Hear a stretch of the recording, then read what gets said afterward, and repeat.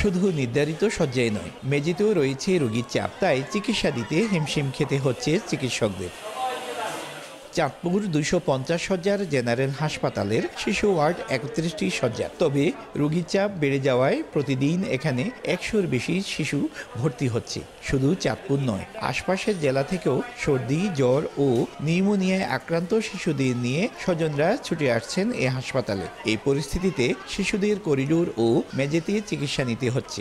হাসপাতালে বেড না পাওয়ার কারণে আমরা নিচে ফ্লোরে বাচ্চা সেবা দেওয়ার জন্য আছি। আজকে 6 দিন আগে আনছি হসপিটালে, এখন আগের থেকে অনেক ভালো আছে। আবহাওয়া পরিবর্তনের কারণে নানা রোগে শিশুরা আক্রান্ত হওয়ায় সতর্ক থাকার পরামর্শ বিশেষজ্ঞ চিকিৎসকের। বেশি আসতেছে জ্বর, ঠান্ডা এবং কাশি নিয়ে। স্বাস্থ্য বার্তা যদি আমাদের বাচ্চার মায়েরা পায়, তাহলে আমার মনে হয় যে হাসপাতালে আসার সংখ্যা কমে যাবে। এদিকে ধারণ ক্ষমতার চেয়ে হাসপাতালে রোগীর চাপ বেশি থাকায় চিকিৎসা দিতে হিমশিম খেতে হচ্ছে বলে জানায় কর্তৃপক্ষ। প্রত্যেক রোগীকে যদিও শয্যা দিতে পারতেছি না, কিন্তু আমাদের হাসপাতালে ঔষধ এবং অন্যান্য সরবরাহ স্বাভাবিক আছে। আমরা এই সীমিত সামর্থ্যের মধ্যে চেষ্টা করতেছি যাতে রোগীগুলোকে চিকিৎসা দিতে পারি।